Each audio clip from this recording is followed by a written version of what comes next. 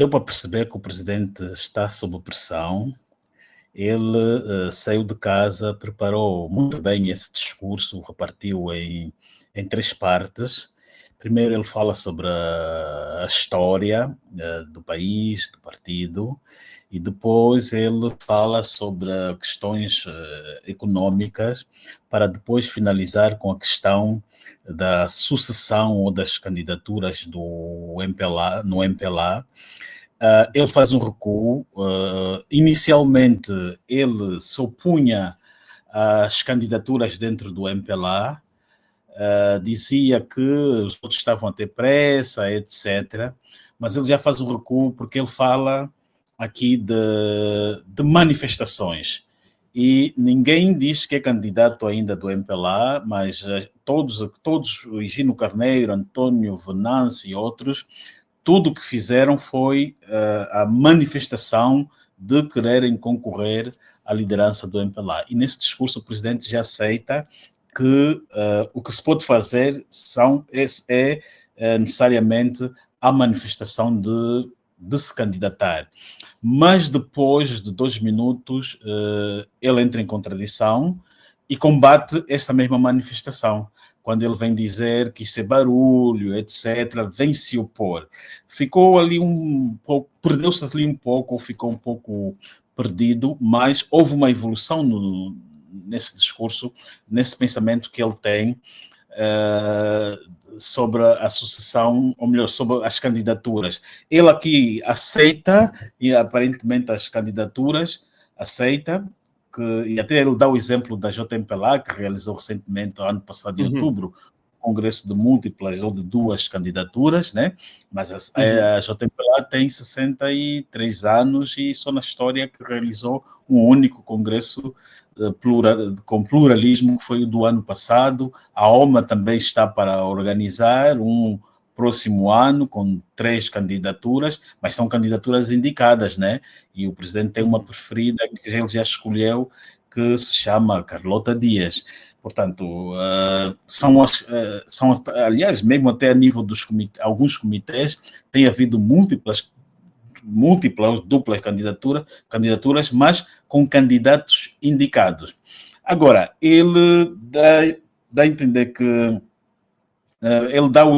está-se a falar de múltiplas candidaturas no partido, dentro do partido, na direção para a eleição do presidente do MPLA, mas ele dá o exemplo daqui dessas candidaturas da JMPLA e etc. Ele diz, quando dá esse exemplo, quer mostrar que o MPLA está aberto a isso, mas ao mesmo tempo ele depois vai novamente vai entrar numa situação de contradição ao dizer que vai usar todas as armas, que não vai deixar de qualquer um estar no partido, na liderança e etc.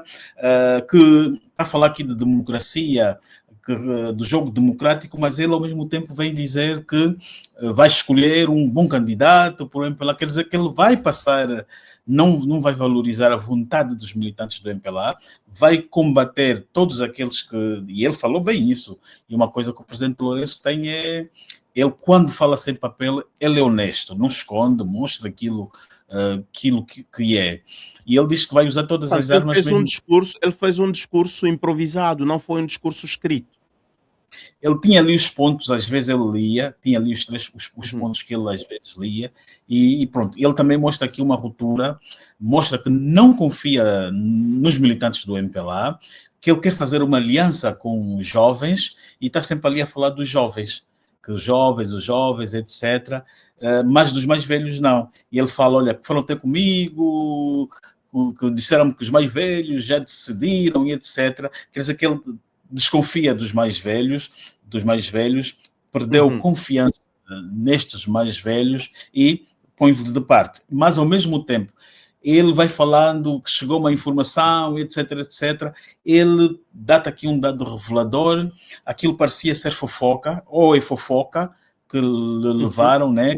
Os velhos andaram a se reunir, ou então é um órgão de informação que deve ter dado, provavelmente, isto aí como é isto, ação psicológica ou os serviços de segurança que lhe terão dado a informação, mas ao mesmo tempo, se de facto forem ou terão sido esses órgãos, revela que ele tem aqui órgãos do aparelho do Estado ao serviço dele para questões partidárias, e revela também que ele está a monitorar os outros candidatos, os potenciais candidatos, Gino Carneiro, etc, etc, né? Quer dizer que ele está a monitorar, e monitorar é por via dos serviços de segurança, ou pelos GAPs, ou outra coisa, que ele está a usar os meios do Estado para combater esses potenciais candidatos do MPLA. Agora, ele descarta aqui os mais velhos,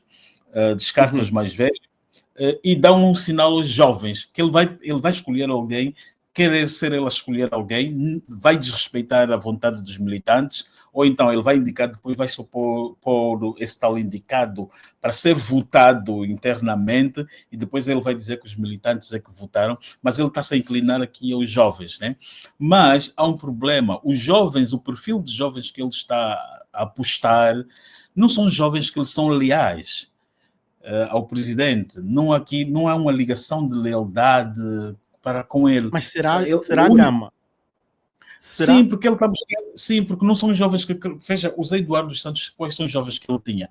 Eram jovens como Carlos Feijó, o General Miala na altura, Isaac dos Anjos, Toninho Van Dunen, que cresceram lá na presidência da República, estavam ali com ele, ele foi dando oportunidades e criou uma relação sentimental que até hoje existe, essa relação para com a figura de Eduardo dos Santos. Com Lourenço não, ele está só a gratificar esses jovens com cargos.